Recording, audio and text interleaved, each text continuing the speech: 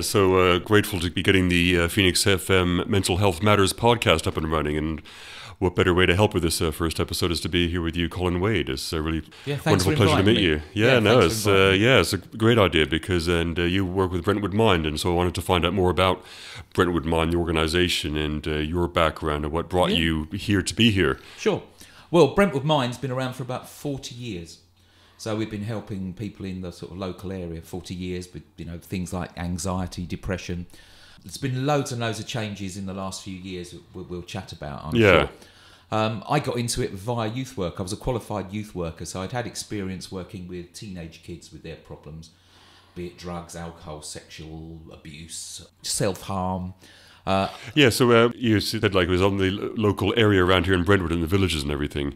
Yeah, I used to, when I was a youth worker, I used to go out, we used to have a big van. Some of the kids that couldn't access the centre in the town, who live out some of the villages 5-6 miles away, there's no bus service. We used to go out in the evening taking information out to them. So again, it was, sexual health, drug-related issues. And so we'd go out once a week, and sometimes that was the only sort of contact these kids had with the town and information. So it was very rewarding. And I say, when I came to Brentwood Mind, I'd run a drop-in for these kids over at the youth service. So we had a drop-in at Brentwood Mind, so where people could come, with mental health problems. But that's all changed over the last few years, and we'll chat. So obviously something you're naturally good at. I can see you're naturally good at, and you've said you come through the music side of it, and you found that a good way of connecting with people. Well, I've been a musician, for many, many years, and I still am. I still write now and record and put music out. Music is, again, great therapy for mental health. I really came through the youth work. Is the way that I got into being a sort of a mental health worker at Mind. Really rewarding job. Some days I walk out of here thinking I've really done some good here. And you've touched people. Other days, it's can be quite harrowing. Yeah, because we've mentioned it a couple of times, so we might as well tackle it now, because some of the frustrations that come up, if they're directly related to the bureaucracy and actually how things are working.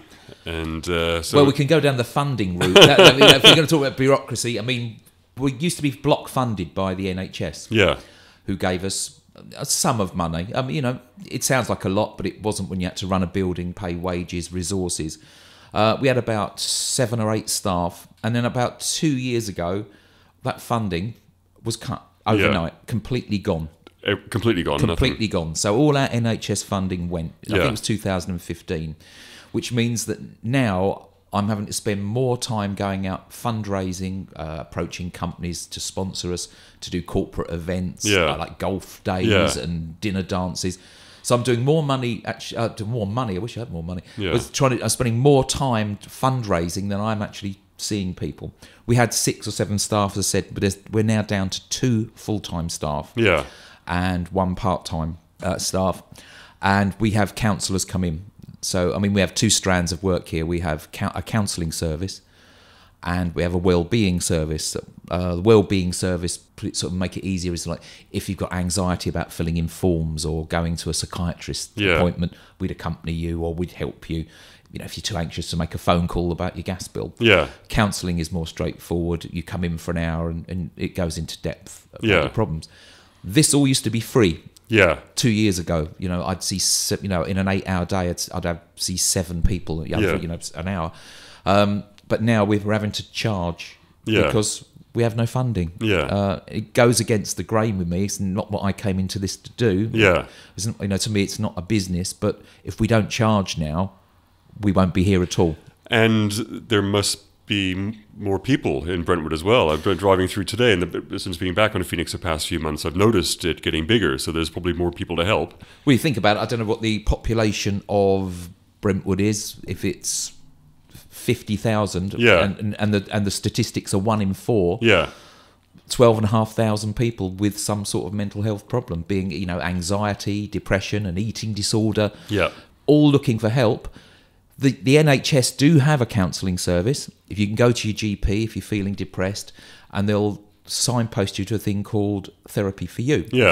The waiting list. list. Yeah, I've been through that. You've been through that? Yeah. How long did you wait? 9 months, a year? No, I was lucky in Southend. It was literally only a couple of months. Oh, right. Still, a long chunk of time. If someone is in desperate need, wow. It's a lot. Well, we've heard, had stories where people have come to us of 9 months, which if you're in pretty dire circumstances, 9 months is just not good enough. So at least at Brentwood Mind, you can come in, do a referral, and we can start you counselling and talking therapies almost immediately, the following week. Yeah. So although we're having to charge, it's not a huge amount, at least it's straight away. Yeah, so what were some of those statistics you read out before, like you're saying about 1 in 4 people having mental health issues? Yeah, we were saying, so 1 in 4 people will struggle with mental health in their lifetime.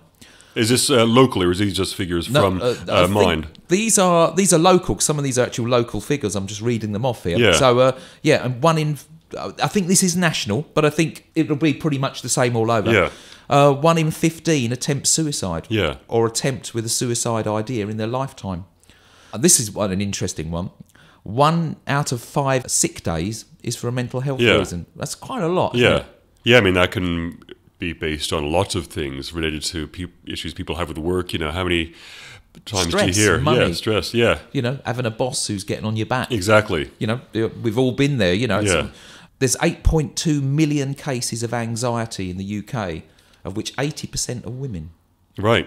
So 75% of suicide is men aged between 20 and 48. It's almost becoming an epidemic on these levels, isn't it? Yep. I have a friend who actually runs an online group. Yeah.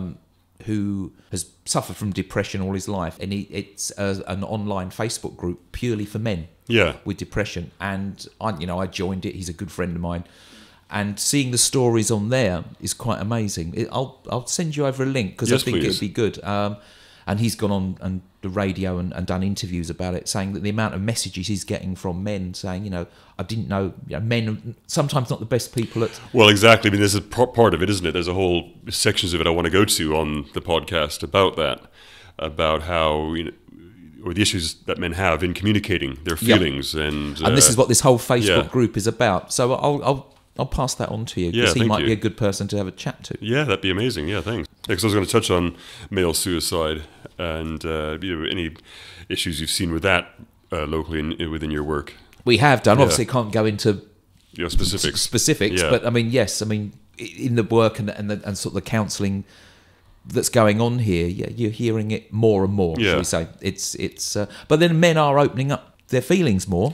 And I think as we become more aware of it, and it seems like the atmosphere and environment has changed, where men are aware that what they have to share will be received okay. Yeah, and without a doubt.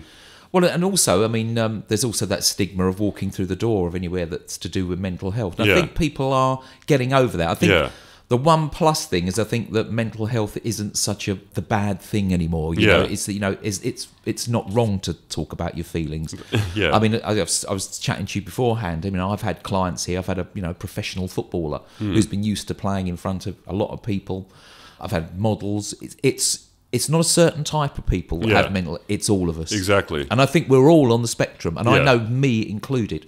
This makes you wonder. Again, these are the kind of topics I want to dive into and investigate and research more and share, because there must be reasons why this is. There's something within society. There's something within our environment. There's something within the way that things are running. Well, I think it's, as we were talking about in the workplace, financial pressures. Yeah. There's that. You've only got to look online, on Facebook at photos of girls pouting, body image. Yeah. If that's not you, that perfect-looking body, how does that make you feel about yourself? The pressure is on social media for that perspective. Needing to share things about yourself to feel validated. Absolutely. How many likes you get. Yeah. Is that a good thing, a bad thing? There's all these little dopamine hits we get from that. Yeah, absolutely. I think the internet's great. I think social media is great, certainly for things like this. But I think there's a lot of negatives to it. Well, I'm starting to doubt some of the benefits, to be honest, because of these things that can come from that. And the attention is different. The way we communicate is different. Now more people are used to messaging rather than actually speaking. Speaking even on the phone, or only 20% of communication is verbal. Everything else is all the and going feelings. On from that, it's the things like online bullying. Yeah. I mean, the amount of cases of people that I've seen here, and I know that counsellors have, where they've been bullied at school. But bullying is different now. It's not just name calling. It's online. It's 24/7 now. Yeah. Because you can get pings, these little messages through. And that has a terrible effect on your self-confidence. Yeah. And I've seen it here. Yeah, and people are terrified if they slip up by posting something, or something gets posted on their Facebook feed or whatever, then people see it and then it's like the world could end or something. Absolutely. Yeah, absolutely. Which seems crazy. What is the nature of, you say counselling here, what's the nature of it? Is it just like listening, sharing? Absolutely, it's a talking therapy. Yeah. I mean, counselling, goes in quite deep. It might be, as we just said about bullying, you might be a 40-year-old guy now who had terrible experiences at school, being bullied, hit your self-confidence, and that's affected you all your life. And I think these things are deep-rooted, and sometimes you can't put closure on it. And I think that's what counselling can help you to put closure. Like a bereavement, you may not have got over passing of your father or grandfather, and you're carrying that with you. I think counselling can help you maybe put closure on things and help you to move on. Yeah, I mean, that's what I wanted to investigate over the episodes of the podcast, is learn more about these different types of help, because I've also been hearing about CBT, where it's all about what you do in the moment now, and changing your behavior to move you forward. But then if there's unresolved things, because that's one thing I looked at as well, which is great. There's all these little NLP angles to make your behavior good now and what you're doing now. But if there's things that aren't resolved, suppressed. Yeah, deep-rooted. Because what I found really useful is the inner child work of John Bradshaw, for example. I don't know if you're aware of him, and for that to be healed and released, then you move on from it. Absolutely. It's putting closure on it and managing it. A very good book is it The Man's Search for Meaning, the Viktor Frankl book. Yeah. Which I found, I thought, oh God, this is going to be a really heavy-duty read, because obviously he survived concentration camp. And Jordan Peterson, I think, recommends that book. Yeah, great book. It's called Logotherapy, is the therapy that he went on to found. A really, really good book, and written quite simply. Another good one that we've been passing around here, I know it sounds silly, is a book by Ruby Wax called Frazzled. Which is, she's now a doctor of mindfulness. Right. Mindfulness, I think, is a great practice. I think you can block things out by being in the now. Yeah, I've done meditation practices like Vipassana, which is a very similar thing. I'm not sure about the phrase mindfulness, because in some ways you want to be mind empty. Absolutely. But it's being mindful of what's going on. Yeah, being either your attention in your body or what's happening around you. You're feeling yourself on the chair. And while you're doing that, you're not thinking all those other negative thoughts that are spinning round. Exactly. That's what I say to people when I'm doing my massage therapy and treatments, is that, just bringing your attention to your body lying on the table, what's being worked on, the breath. The breath is important. I used to, I haven't done so much, I used to be really into yoga. Right. And I found that in an hour of yoga, I used to come out feeling completely different. Yeah. Right in the zone for that hour, nothing else mattered. Because if you're doing it, well, to say correctly, there's probably different ways of doing it, but if your attention is on the positions and the breath, on your breath and your muscles and where you're at, then of course, that whole time is great for that. Yeah, and other things like, as we talked about earlier, music. Yeah. I play guitar. I mean, just sitting playing guitar for half an hour. Again, it's mindfulness. Again, you're in the zone.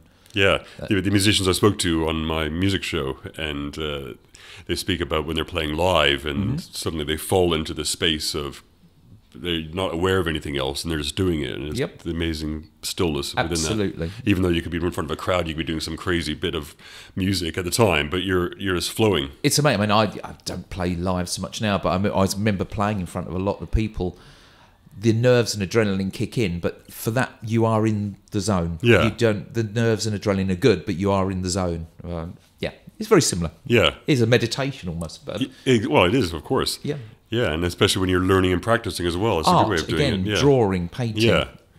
Are there things like this that you suggest to people you see? Absolutely. Yeah. Absolutely. I mean, yoga. I mean, my colleague today actually went with one of her clients to yoga. Okay. She was very nervous about going on her own. She went with her, and now what we were trying to do is step back. Yeah. And so she will feel confident enough to go. It's about building confidence. Yes. Yes. That makes sense.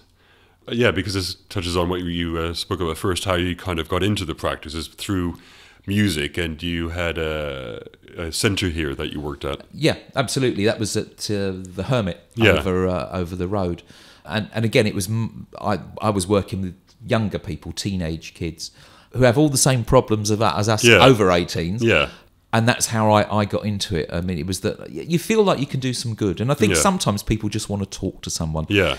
If you're a teenage kid, sometimes you don't want to talk to your mum and dad about stuff, do exactly. You know, the different connection they have with the adults or with their problems. I think when you're a teenager or a certain ages, you feel like you're on your own. Absolutely. And you don't want to speak to mum and dad about some of this stuff. So if you can go and speak to a counsellor or someone else, like that was a youth worker, it's someone who's non-judgmental. It's great, and it's what counsellors do here. It's non-judgmental. You know that you walk away from that. It's completely confidential, and that you've actually let off steam. You know, you've got this stuff that's going round in your head, and you've let it out. Well, fortunately and hopefully, if you're able to help children and teenagers with these issues, then they're released and able to move forward with their lives strongly. And especially if you can nip it in the bud That's earlier. what I mean, not waiting till they're 40 and then all that baggage on top. Yeah, you want to get rid of that baggage early. You want to see these young people. They have so much potential. Yeah. That was the thing when I was doing the youth work. I don't want to keep going on about that, but it was about the potential of people. You want them to have a fulfilling life.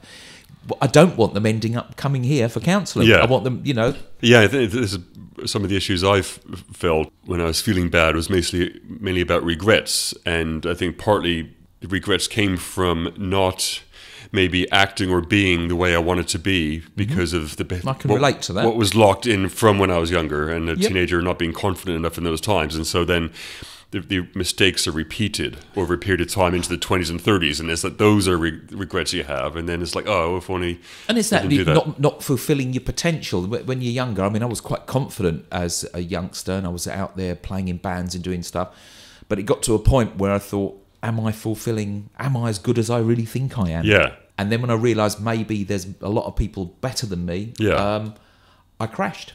Right. And then had to sort of reevaluate how I thought about life. Yeah. I won't go into it, but that's... Yeah, but then... about fulfillment. And then with age and as you grow up as well, then you realise that there's other avenues you can go down, because what you're doing now, how important is that? Absolutely. And if it wasn't for these steps you took before, you wouldn't be doing this. And Absolutely.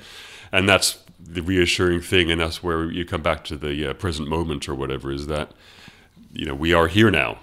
And you can say we're here for a reason or not, but we're here. And what has led us to be here is fine. It must have been what needed to happen. And you've got one life. Yeah. And, you want to try and live that as fulfilling and get on with as many people and make life as enjoyable as possible. You're not going to get another chance. So, yeah, exactly. And, some pressure can be put on to feel like, oh, I need to be doing what I need to be doing and not wasting time and but some of these pressures are as we said earlier, Facebook, watching TV adverts, comparing to others, oh, he's got a yacht, I want a yacht.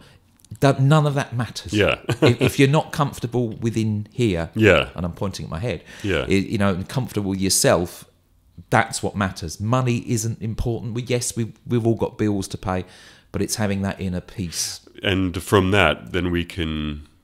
A lot of this work as well is to become the best version of ourselves. Absolutely. And to clear away all these glitches and baggage to Absolutely. then, so regardless of what it is that we're here to do or can do, we can do it in a very flowing, but if you've had your way. confidence battered from a young age, sometimes it's bringing that out of people. Yeah.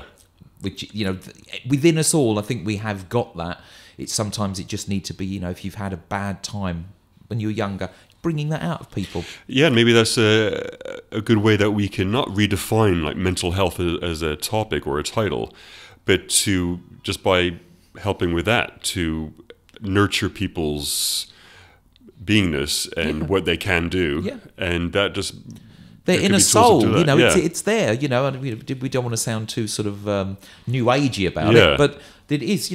It's that inner confidence. Yeah. And so, to make sure that people are free and able to be that without doubt, anything that can block them, and clarity of speech and being, and all these little things are, help people feel stronger. And that's part of the work I've been doing as well. And brilliant. It makes, a big difference. That's brilliant. Yeah. Part of what I was talking about earlier about changes you've seen, because from the early work you were doing with the youth work and then working here, has there been any changes you've noticed? Kind of a bit of a broad topic, but for example, in issues people have been having, or are the issues basically the same around? I think a lot of the issues, I'd say 90% of our work is around depression and anxiety. Yeah. The other 10%, you've got your OCDs, your eating disorders, self-harm, are a smaller percentage. But as I said earlier, we're all on that spectrum, and somewhere all these things happen to us, but to some people it's a much bigger degree. Have there been changes in that? I mean, I guess that also brings us back to the organisation, because if there's no funding all of a sudden and fewer of you were doing the work, then there's bigger pressures of trying to help a number of people. But have there been changes within the spectrum of people, like with depression, of any variations in it, for example? I wouldn't, not necessarily. I still think we're getting the same proportion of men to women. Yeah. Our age group here goes from 17-year-olds up to people in their 70s. Right. So it's a huge spectrum. Again, I've had footballers, models, yeah, all walks of life. I don't think mental health discriminates. No, of course. It doesn't. It's... this goes back to again, this issue fundamentally in society that needs to be looked at. And it needs to be funded properly. And that's a big bugbear with me, that how people see mental health and physical health should be the same. Yeah. Money gets put into, you've got the doctor with the broken arm. Yeah. That gets fixed. Mental health can go on for years. Yeah. And it should be looked at the same. Yeah. I mean, is there any way that when you first see somebody, do you plan a sequence of sessions, or can things be fluid in that way? Like you can maybe see people over, say, 3 or 4, and okay, we've dealt with this. You leave them with things to work on. There's some of the people that I see, either because of funding issues, they if they're being funded by a personal budget, they'll ask me to say, well, how have things progressed over 6 months? So I try and work sometimes a 6-month plan. I've got clients who have travel anxieties. Yeah. So when I first meet them, we'll walk to the bus stop, and they won't get on a bus. My goal in that 6 months is for them to be able to get on and do a bus journey on their own from A to B. Small steps, but from someone who couldn't look at a bus without panicking, to actually be able to get on, sit on a bus of crowded people, and actually go from A to B and back. Yeah. And I can say month 1, we'll go to the bus stop. Yeah. Month 2. I know I'm making that sound much simplified, but you can see there's small steps. Yeah, yeah. Yeah, okay. So then then different people have different things, and you can work out what they need with that. That's regard. Just one example. That's a travel anxiety. I deal with people with anger issues. Right. All sorts of things. And so your background and what you've learned is that you're able to apply different experiences to what people need. Absolutely. And as you said before as well, if you've experienced things yourself, it's so much easier to be able to share and help from that perspective, but also be from the person who needs the help perspective. They see you as authentic, Oh, so, and that's the other thing. You walk in here. I mean, we're sitting in here now. We've got a picture of David Bowie on the wall. It's not a clinical environment. Exactly. We try and make it. When I do a referral, I sit down there. And the other day, I was wearing a Clash T-shirt, and the guy said, "I didn't think I'd be sitting here with a guy wearing a Clash T-shirt. I thought it'd be much more clinical." And I try and make it that we're not your friend, but in that respect, but it's as casual and relaxed that you feel like I'm chatting to you over a beer in the pub. Yes, exactly. Because how much, again, that kind of goes back to maybe changes in society, because what I notice with a lot of people I see is that they just want someone to listen to them. Absolutely. And so how many times that, you go to the pub and, sit down and chat with someone. And again, this might come back to changes in society and money as well, because, obviously, drinking too much alcohol then warps people's perspective. Yep. But maybe people are feeling more separated now. We've got this continual divide and separate in society. Now people getting their food delivered to their door. Yep. And shopping. So it's not very personal. Everything, exactly. So before, maybe we'd be out and about a bit more, and we'd connect with more people more often. Maybe not people that are our friends, maybe people at the shop, and people that you just say hello to reflect off, make you. But that makes you feel good, doesn't it? It does. If you go in a shop and someone says "Good morning, how are you?" Yeah, that makes me feel better in the morning. Yeah, exactly. More of that. Yeah, good. And then there's some of that's been removed almost out of society, I think so. in our interactions. But then we're going back to the whole internet thing again. I think people have, on Facebook. Oh, I've got 900 friends. Have you? Yeah. How many of them do you actually know? Exactly. And then this comes back to what I was saying about, so what you're saying about just having a chat with someone over a drink, how important that is, or even a coffee or something. How often do we do that now compared to what we used to do? Yep. Obviously, for but people have busier lives now, don't they? Yeah. Everyone's always looking at their watch, thinking, "Oh, if I'm not out there, again, time." Yeah, and the more time I spend in London as well, that seems to be changing. That seems to be very much a driving factor. Trying to pin down seeing someone. I'm guilty of this as well, of having to schedule, maybe next Thursday, next week, we can spend a few hours together catching up with, which is a shame. Whereas it should be more organic, where it should be, It used to be like when I was younger, you show up at someone's door and say, what are you up to? What are you doing? Yeah.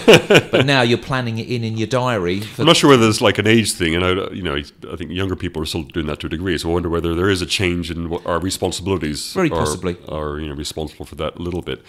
But I guess this comes back to some ideas for questions I would ask about the environments here as well, like any environmental factors that are changing. Because the one benefit we have of being here in Brentwood and in we got some Essex, green spaces. Exactly, you can go for a walk or something. And then again, I think things like that are very good. Country walk. We've got country parks here. Going back to the mindfulness, if I was walking through Weald Country Park and I'm concentrating on the sky, the leaves, I feel better about myself. Yeah. And these are the things you want to try and get over. I mean, they sound very simple things, but they work. Yeah. I was talking about my wife earlier, working with this sort of ecotherapy. Green things make you feel better. Yeah, exactly. And this goes back to what I was talking about with environmental factors that may have changed as you get to more urban environments, more buildings around. We have this increase in everyone's on a mobile phone wandering about, exactly, mobile phone frequency, Wi-Fi, and the 4G and everything.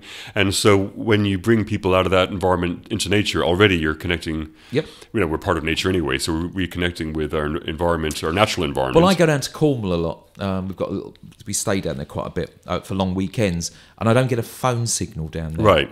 And for those 3 days, it's wonderful. Yeah, so you notice a difference. Yeah, nothing's bleeping in my pocket or vibrating. Yeah. And you actually talk. We go down there, I go down with my wife, and we're at home, your phone's bleeping, there's this and that. We actually spend more time walking and talking. Yeah. Like we used to. Yeah. Years ago. Yeah.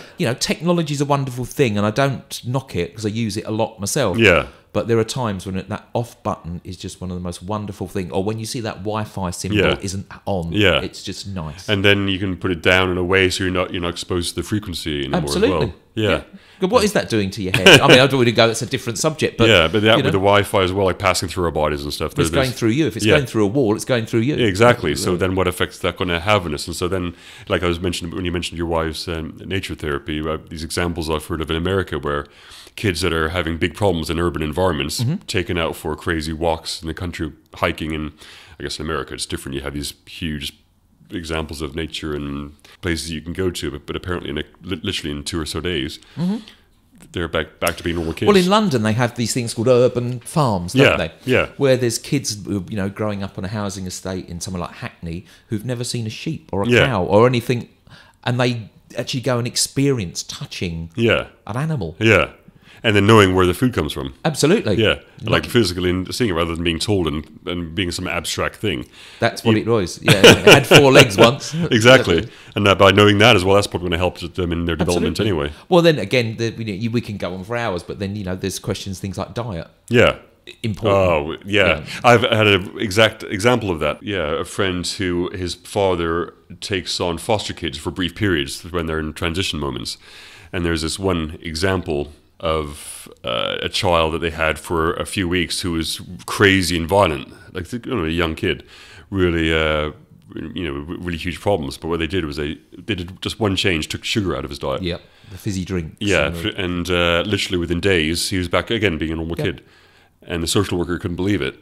That it was such a simple thing. Yeah, exactly. And then how much does that affect? Yeah, well, we could go on for ages. Yeah. But that's that's an important factor again, and maybe that's one thing I'll be looking into as well. Is that well, again, and then you get onto with the sugar thing, you would go into things like obesity. Again, how you're looking at yourself. Again, we were talking earlier about how people. There's a vicious circle that can happen. It's a vicious circle. Yeah. So this whole body image thing that we're obsessed with this reality TV and all girls have got to be stick thin. That's not real, is it? And with this whole obsession, this kind of narcissism comes out because not only do you have the selfie thing from the social media, but then also it stems from now. You have children being photographed all the time by their parents when they're dressed as something different and stuff, and then that, as they grow up, then there's a development from there as well. Absolutely, that kind of just continues, and so it's a vicious circle. So I guess these are some of the changes I was kind of thinking about, and they're always going to be ongoing. Well, I think some of the things we've spoken about today, I think you could do a whole podcast on just one of those topics. Yeah. So, maybe that's how it's going to work out. We've sort of scattergunned around a bit here we today, have, which is kind of natural as well, and that's one of the reasons I'm glad I saw you, because it kind of makes sense as the first episode as well, because these are what's come up in this conversation are the things I want to be covering over the coming months. No, I think it's a great idea, and I really yeah, thank you for that. And I wonder if that's a good way to end on. I guess what I was going to come to as well is that, are you optimistic? Is there something, I try and be optimistic because obviously we can easily see the good in people and the good in their potential. I'm optimistic about a lot of things. Funding, I don't want to go on and on about funding. Well, it's important because, it keeps us going. If we don't get the people coming through the door here for counselling and the work that we do and have to pay for it at the moment, which again is not ideal, we won't be here. Yeah. What ideally, how I would like it is at some point the government put money back into mental health, that we actually get the proper funding where we can actually see people for nothing again. Yeah. And so people don't feel, they might be unemployed or on benefits. And £25 is a lot of money. Yeah. It compared to a private counsellor, it's not. That's. Yeah. But it's still, if you're struggling, that's, and it sticks in my throat. When I talk about it. But if we were funded properly, as we used to be, this wouldn't happen. Yeah. You'd have more people here. There'd be like with anything. We run groups. Yeah. We used to run groups. I used to do guitar lessons for people coming in, free. This was. We still have a small group here on a Friday, but we can't because we've got no staff. Yeah, I mean, obviously funding's a big part of that. But if you make it, apart from that, it being a big wish, what would be the next thing after that would help you immensely? Massive donations would be really handy. What would make me happy about mental health? Yeah. I'd like to see, I think the main thing is the parity, which we spoke about earlier, that mental health is recognised exactly the same as physical health. Yeah.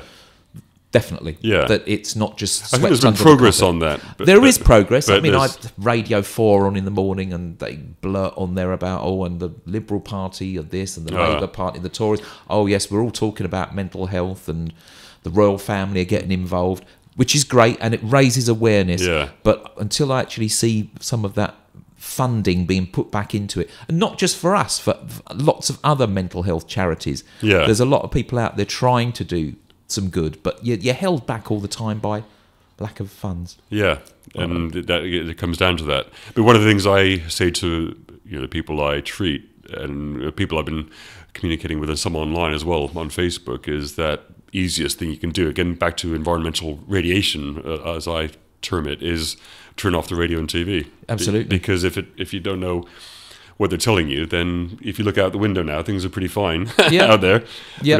People are being frightened by this or that on the TV, but how much of it is actually A, real, or B? Well, that's another whole thing, this whole fake news that's around, I mean, there's a big world out there. Yeah. I'd go out and experience it. Exactly. Rather than just looking at a little screen. And what you're being told through there, and also, what you're being told things that you can't affect, and so you're being made anxious about that. So turn it off. Absolutely. And, I mean, Korea are launching missiles. Yeah. I can't do anything about that. So me worrying about that is pointless. And really, and all, I could go into it as well. So the best thing you can do is, as I say, just turn it off. Turn it off, go for a nice walk. Exactly. And see who you meet and have a chat with them. Absolutely.